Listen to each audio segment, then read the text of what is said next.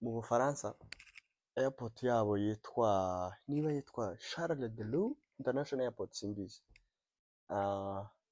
Hari indege iparitse yitwa Concorde. Concorde ni indege originalite yayo ni y'Abafaransa n'iy'Abongereza. Abafaransa n'Abongereza bishize hamwe bakora the fastest airplane ever. Yirukankaga ibirometero 7,115 ku isaha. Imagine icyo kintu. Iyo ndege yari iri kuri Charles de Gaulle International Airport. Air traffic namwe nyine muri kubyumva. Ni abantu bareba traffic yo mu kirere, ibirere uko bihagaze, klima uko ihagaze, uko ibiki. Nibo bemerera hari akazu karekare, muzakarebe abantu bakunda kuzinduka mu ndege cyane. Ni akazu karekare niko abantu bajya bavugishizaho aba pilots kugira ngo bagire gute bagende babemerere kugenda, bababwire ngo traffic imeze neza mugende nta kibazo. Okay, traffic controller abwiye umupilot wicaye muri Concorde, aramubwiye ngo it's time mugende, ugomba kuba uri mu Bwongereza mu minota 20. Aramwemerera agiye kuko perezida w'Ubufaransa yari ari kujyayo. Warangize KLM murayizi ni airline yo muri Canada. Nayo bayibwiye ngo mu minota 5 yariyo ibanza kugenda, kubera Concorde ariyo iri fastest, yihuta cyane. Iyo bayikubise gutya muri V1 niyo speed ya mbere ibaho, yihuta cyane. Mbese V1 ni indege itangiye kuzamura rya zuru ryayo gutya, baba bashize speed yayo muri V1, iba yatangiye ko kugira gutya kugira ngo igende.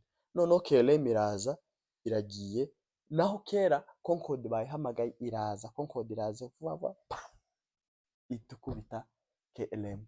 Abantu 425 uwo munsi barapfuye. Iyo yabaye accident ya mbere yabaye muri Charles de Gaulle International Airport mu Bufaransa, niyo ya mbere yishe abantu benshi cyane, yangiza ibintu. Concorde ni uwo munsi Concorde baherukiye kuyikora, nta wundi munsi bigeze kongera kandi gukora Concorde kubera speed yayo yari kwihuta cyane. Abafaransa babura abantu n'Abongereza babura abantu, sorry to them. Nuko so Mr. David, let's roll.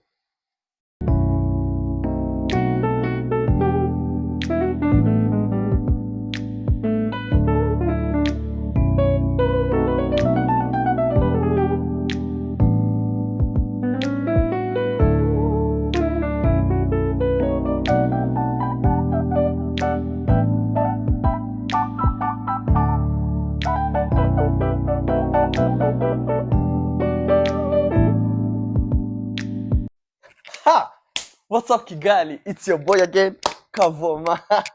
Back again with another beautiful story for today. Duherukanye muri episode ishize kandi dukora kare ka episode today. Umuhungu wacu main character w'uyu munsi mwite Albert. So Albert yicariye iwabo, nta kibazo afite. Ni umuhungu wavukiye mu cyaro, nyine ubukene nyine namwe murabizi biragoye. Ubukene bwari bwasaze ico gihe, none ubu uri kunuka. None ngo arangize agize Imana, arize abonye scholarship yo kujya kwiga hehe mu Bwongereza. None ngo abone sponsorship yo kujya kwiga mu Bwongereza, ibintu nyine ubuzima butangiye guhinduka. Avuye mu bukene atangiye kuza none buke yiyubaka. Ariko none ngo arangize kwigaga kera gatwagaze mu Bwongereza. Wagire mu Bwongereza atangiye kwiyubaka, arize, atangiye kubona akazi. Ariko ngo arangize abonye akazi ko kugira gute, ko guhanagura muri gym. Ni ukora ubusafi muri gym, agenda agakora, azi gukora utuntu tujanye na tekinike, utuntu tw'uduki nyine. Niba hari icyuma cyapfuye wenda muri ladies washroom, muri washroom azagenda akadukora uduki. Ngo arangize ariko nyine unarebye nawe umuntu ukora muri gym ngo nangize ntakore muri gym, nawe ga n'igito turamugaye. Nuko ariko nyine urebye Albert umujama nyine wihagazeho, ubugisore umeze neza. Igitondo kimwe abona umukobwa araje yinjiye muri gym, noneho ngo arangize aramubwiye ngo bite se witwa nde? Hamwe nitwa Albert. Nta maneno menshi mfite. Ubu uturutse? Njyewe turutse muri Kenya, muri Africa. Is there somebody knocking? Okay. Okay. Turutse muri Kenya. Nyine naje gushaka ubuzima nyine nk'uko abandi bose baza hano mu Bwongereza gushaka ubuzima. Sawa nta kibazo. Noneho boss wiwe aramuhamagara. Boss wa Albert nyiriga gym. Aramuhamagara aramubwira yewe hari akuma kapfuye muri ladies washroom, muri washroom y'abakobwa. Hari akantu kapfuye, none nzi ko uzi gukora bene ibi bintu nyine bijanye na electronique, genda ukankorera. Nta kibazo bwagare boss. Ari boss bivuze reka ngende. Aragiye aragakoze, ariko mugiye ari kugakora wa mukobwa yari mwiza, agitangaza, yari gihumbi. Araza yinjira muri gym, yinjira muri washroom yabo wagende yoga changing yitahira. Araza ahuriranye na Albert. Amaje none bimeze bite? Ni sawa ko ngukeneye. Yewe unkeneye gute? Kandi jewe ko ndi hano mu kazi nuko none arambwira yewe umenyega ko jewe ndagukeneye kandi singukeneye byo kugusaba, ndagukeneye kwitegeko. Itegeko icambere ni wanga ndavuze induru hano nije mukobwa abantu baranyemera, kandi urabizi twebwe hano abakobwa bo twumva nta tegeko rikurengere. Cambere uri umunyafrika, icya kabiri uri impunzi, icya gatatu dore n'uruhu rwawe rwonyine, uri n'umugabo, nta nico bavuga. None polisi niza hano iremera ijambo ryanje nk'umukobwa cyangwa iremera ijambo ryawe nk'umuhungu? Okay, abona type ibintu byakomeye. Umukobwa aramubwira ngo mva ndagukeneye, genda ndagutegetse, genda winjira muri kiriya cumba wambara imyenda myiza, turasutse ndakubwira ahantu turubuze kujana. Type garambwe yewe sasa hano jewe ndi mu kazi amasaha yanje y'akazi ntarashira, keretse undindire kugeza saa 3 z'ijoro, hari nko mu masaha 5 saa 4 hano, keretse undindire kugeza nko mu masaha saa 3 z'ijoro nibwo nza nsoza akazi turangiza tujana. Umukobwa agabigira danje, abigira igitangaza, arambwira umva nakubwiye ambara vuba niturangiza tugende. Type abonaga hano igitangaza caba, arambwira buretse gatoya reka ndebe muri telefone kalendare yanje uko ipanze, basi ngushakira undi munsi ngufixing aho ngaho muri schedule yanje, ndebe ko hari uwundi munsi no guhereza, basi tuzogende tutarinze gutera amahane. Aramubwiye nakubwiye ngo genda wambare tugenda. Okay, arambwiye sawa reka ndebe muri kalendare ndebe niba hari umunsi mfite. Aragiye afunguye telefone areba muri kalendare avuga la sorry ndi kubona ndi busy cyane, ntabwo uyu munsi bikunda. Sawa wihangane, ntabwo bikunda uyu munsi, nzakurebera uwundi munsi. Nuko noneho umukobwa arambwiye wanze ko tujana, iki kigo ntabwo kizaguhira, ndi kukubwira ibintu warangiza ukanga kubyemera. Reka nze nkwereke.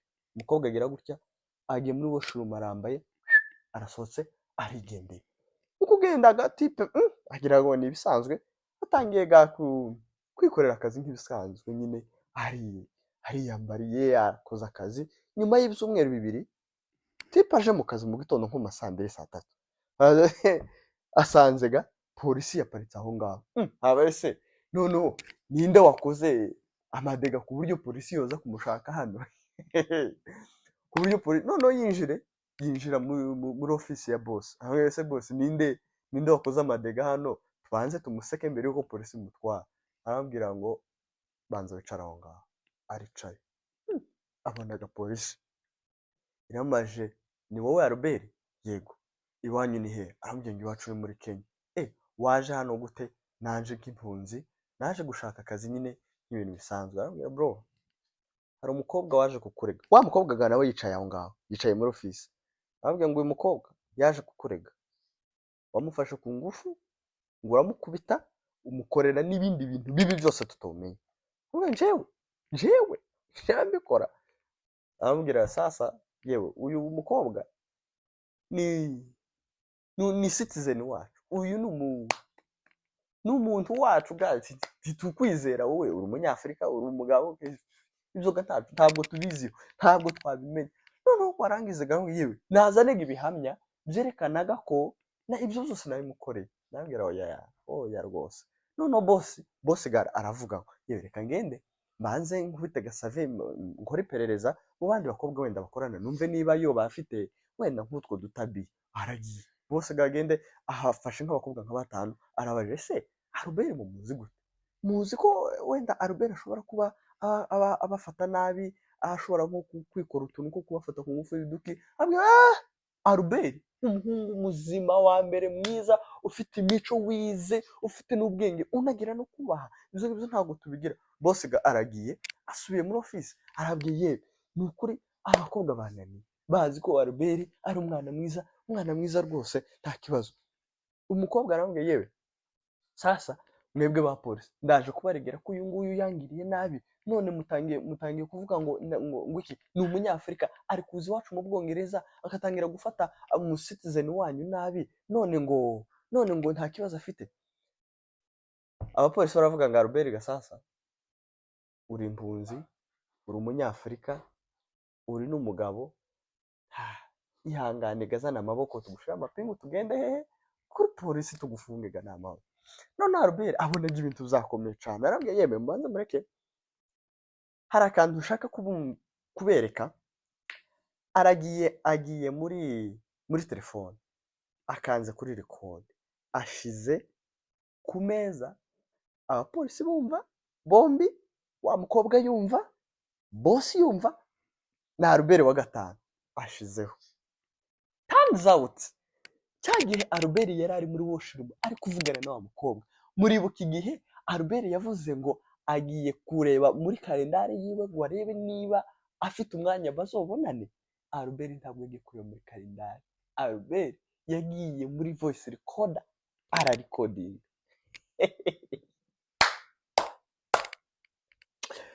Aragenda ararecording. Noneho Albert akazaza abaza umukobwa ibibazo noneho bituma avuga, akabaza none wavuze ngo nitutajana uzoja kundega? Umukobwa agasubiza muri recording, umukobwa agasubiza ngo okay nuko noneho ngo arangize afashe ga record akamaza. Noneho Albert akaza amubaza ibibazo bituma noneho yivamo. Nuko Albert akazamubaza none wavuze ngo nitutajana uzoja kundega ngo nuko ndi umunyafurika ngo nakugiriye nabi? Umukobwa akamuza kandi iki gihugu tuzokibamo, nzokubeshera, nzogira gute nibarangiza bakwirukana iwanyu muri Kenya. Niko wabonye. Albert gafashe ya record ashize ku meza, batangiye kuyumva. Umukobwa icuye cyangwa gitangira kiramwuzuye. None ga Albert afashe telefone akubise ya record, ahaye abapolisi ngaho gamumfunge. Abapolisi yewe turagufungira iki? Record twayumvisha umukobwa yakubesheye, none turagira gute? Umukobwa bari we bashiramo amapingu, baragenda baramufunga. Uko niko Albert yakijijwe just na telefone. Imana yabonye ko ibi bintu bitari ibyabo bro, ntago bagufunga. Reba ukuntu telefone yamukijije. Cyambere bari kumufunga wenda bavuge ngo bamufunze nk'imyaka 15, kubera ko gufata ku ngufu hariya mu Bwongereza ni ikibazo. Bamufunga ni nk'imyaka 15 cyangwa se bakamwohereza hehe muri Kenya, bakongera kandi bakamutahisha.